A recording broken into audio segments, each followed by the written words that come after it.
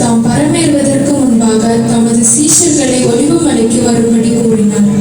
அவர் கட்டளையிட்டபடியே சீஷர்கள் ஒலிவமலையில் கூடி வந்து இயேசுவை கண்டு அங்கே அவரை பணிந்து கொண்டார்கள். அப்பொழுது அவர் தமது சீஷர்களை பார்த்து அடுத்து அவர்கள் என்ன செய்ய வேண்டும் என்பதை குறித்து பேசினார்.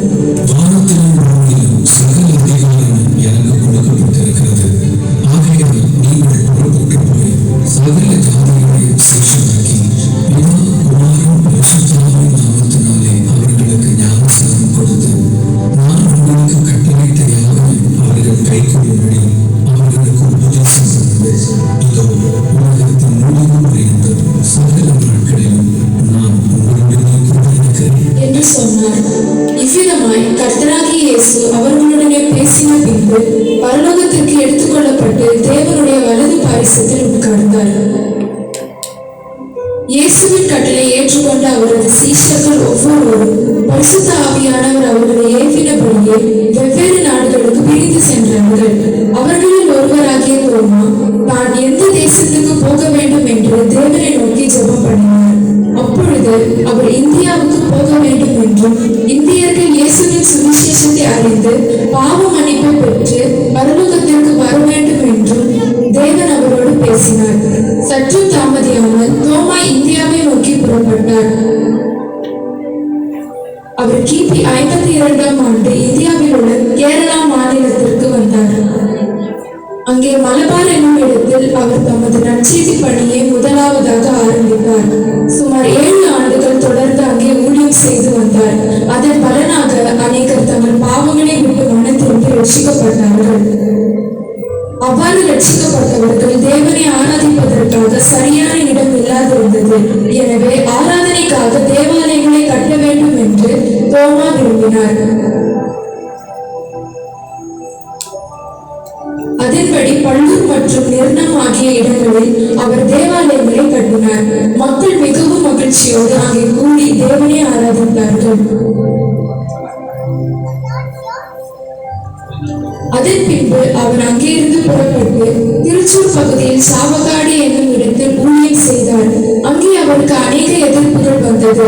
இது நிமித்தம் தான் பிரசங்கிக்கிற இயேசு ஜீவனுள்ளவர் என்பதை நிரூபிக்க தோமா தீர்மானித்தார். அதற்காக கர்த்தரே தெய்வம் என்ற ஒரு சவாலை அங்கே இருந்த மக்களை நோக்கி அவர் விடுத்தார். நான் உங்களுக்கு சவால் விடுகிறேன். என்ன சவால்? இந்த குளத்தில் இருந்து ஒரு வாளி தண்ணீரை உண்டு நான் ஆகாயத்தில் இறைக்கிறேன்.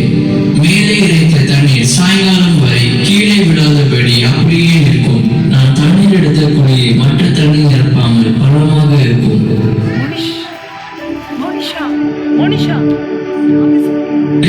நாமத்தை தரித்தனர். அந்த தண்ணீர் மாலை வரை அப்படியே நின்றபடியால் அதை கண்டு ஜனங்கள் ஆச்சரியப்பட்டு இயேசுவை ஏற்றுக்கொண்டார்கள். இதன் பின்பு தோமாவை தமிழ்நாட்டிற்கு வந்து பரலோக ராஜ்யத்தின் சுவிசேஷத்தை பிரசங்கிக்க தேவன் ஏவினார். அதன்படி அவர் தமிழ்நாட்டிற்கு புறப்பட்டு வந்து மயிலாப்பூரில் தனது ஊழியத்தை தொடங்கினார். மயிலாப்பூரை சுற்றியிருந்த கிராமத்து மக்கள் இயேசுவை ஏற்றுக்கொண்டார்கள். அங்கிருந்து ஒரு மனிதன் தோமாவின் மேல் பொறாமை கொண்டு இறந்து போன தனது மகனை தோமா தான் கொன்றுவிட்டார் என்று தோமாவின் மீது பொய்யாய் குற்றம் சாட்டினார். இதனால் ஒரு கூட்டம் மக்கள் தோமாவுக்கு எதிராக எழுப்பினார்கள். ஆனால் தோமா கொஞ்சம் கூட பயப்படவும் இல்லை, கலங்கவும் இல்லை. அவனை அடக்கம் பண்ண இடத்திற்கு கொண்டு செல்லுங்கள்.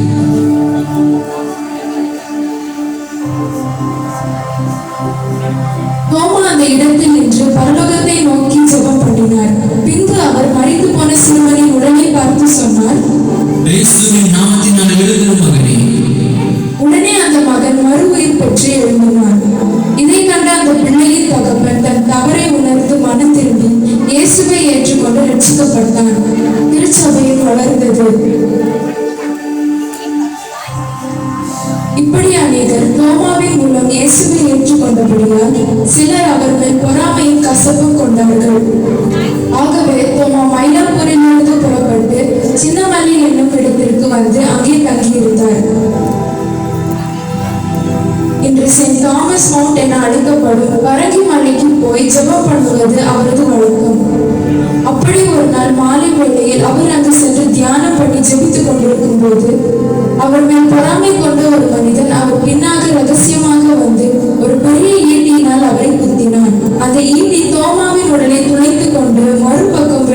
விட்டது.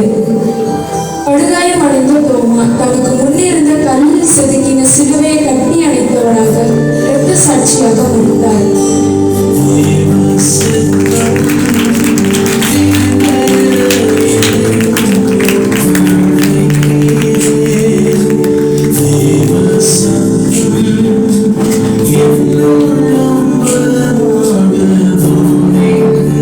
யாதிகளின் இரத்தம் திருச்சபையின் வித்து. ஆம், இயேசுவின் கட்டளைக்கு தன்னை முழுவதுமாக அர்ப்பணித்த ஒரு தோமாவின் இரத்த சாட்சி இந்தியாவில் அநேகர் இயேசு கிறிஸ்துவை அறிய ஒரு வித்தாக அமைந்தது.